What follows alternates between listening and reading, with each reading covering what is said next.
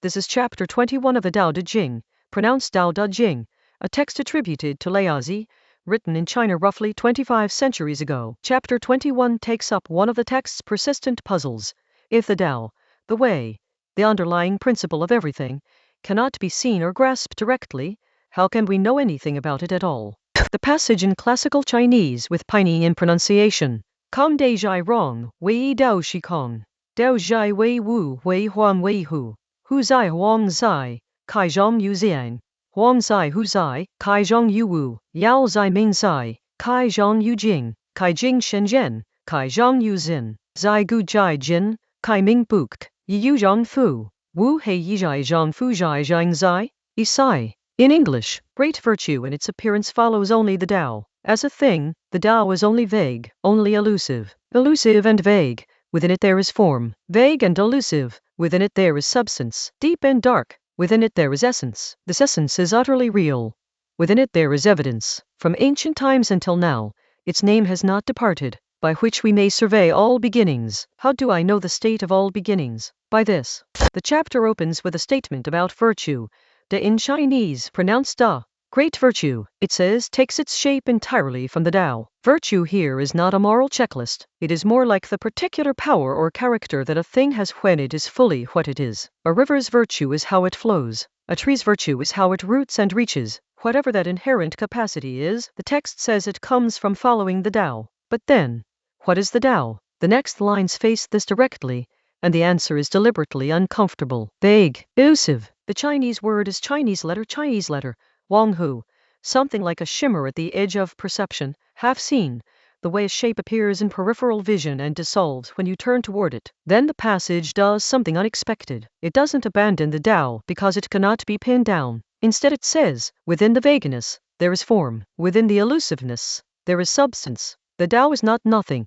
It is something whose contents exceed what language or clear seeing can catch cleanly. This is the chapter's central move. It is not saying the Tao is mysterious, so do not ask. It is saying, look more carefully. The vagueness is not empty. Something is in there. The passage goes deeper still. Within the formless there is Chinese letter, jīng, a word that carries the sense of essence, of something refined and vital, the fine-grained stuff that underlies coarser appearances. And within that essence, Chinese letter, zhēn, evidence or trustworthiness, something that holds and can be relied upon. This progression matters. We begin with what looks like fog and arrive at something described as utterly real. The movement runs from apparent formlessness to reliable substance. The Tao is not unknowable because there is nothing there. It is difficult to name, because what is there is too fundamental for naming to reach. The final lines shift to register. The Tao's name, meaning its presence, its reality, has persisted from before recorded history until now. Through this persistence, we can understand the character of beginnings,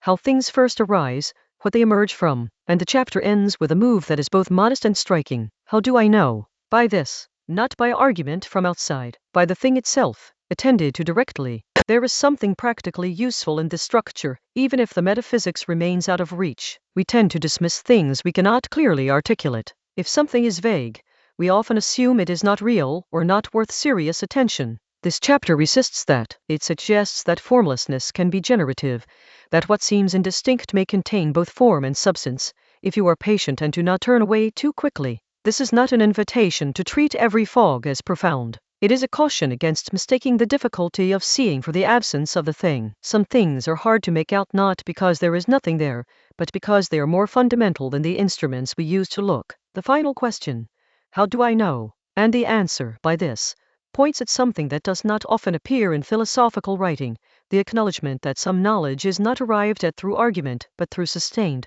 close attention. You know the Tao is real because you have not been able to get rid of it. It persists. The name does not go away. What cannot quite be held still contains something real. That is this chapter's single insistence, repeated in different registers until it lands. The next chapter is 22.